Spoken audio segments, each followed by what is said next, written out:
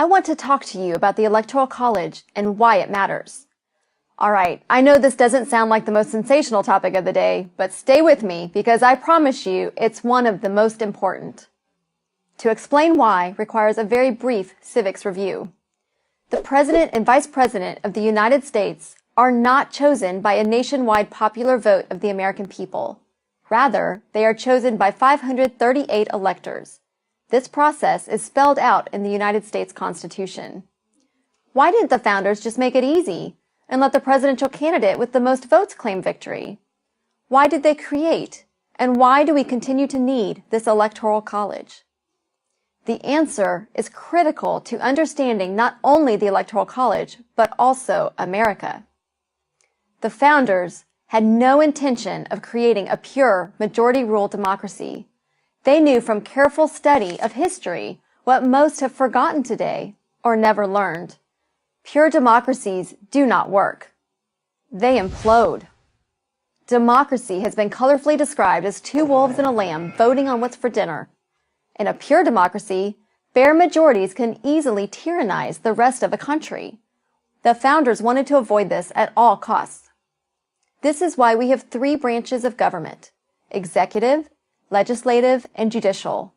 It's why each state has 2 senators, no matter what its population, but also different numbers of representatives based entirely on population. It's why it takes a supermajority in Congress and 3/4 of the states to change the Constitution.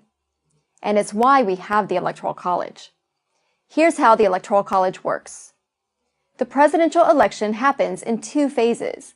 The first phase is purely democratic.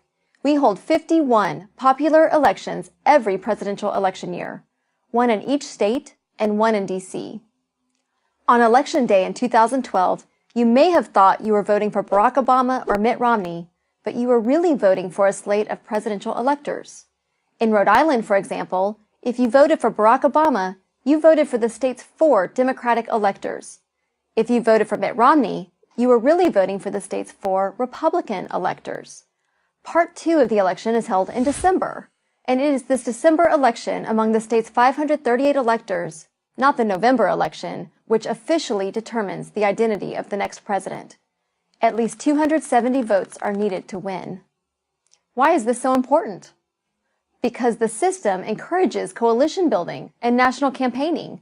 In order to win, a candidate must have the support of many different types of voters from various parts of the country. Winning only the South or the Midwest is not good enough. You cannot win 270 electoral votes if only one part of the country is supporting you. But if winning were only about getting the most votes, a candidate might concentrate all of his efforts in the biggest cities or the biggest states. Why would that candidate care about what people in West Virginia or Iowa or Montana think?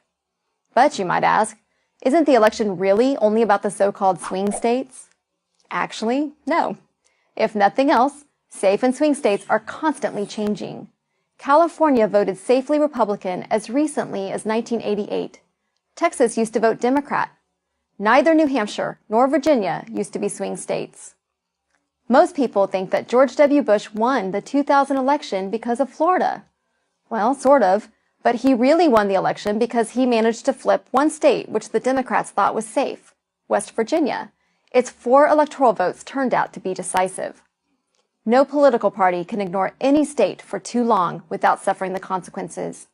Every state, and therefore every voter in every state, is important. The Electoral College also makes it harder to steal elections. Votes must be stolen in the right state in order to change the outcome of the Electoral College. With so many swing states, this is hard to predict and hard to do. But without the Electoral College, any vote stolen in any precinct in the country could affect the national outcome, even if that vote was easily stolen in the bluest California precinct or the reddest Texas one. The Electoral College is an ingenious method of selecting a president for a great, diverse republic such as our own. It protects against the tyranny of the majority, encourages coalition building, and discourages voter fraud. Our founders were proud of it. We can be too. I'm Tara Ross for Prager University.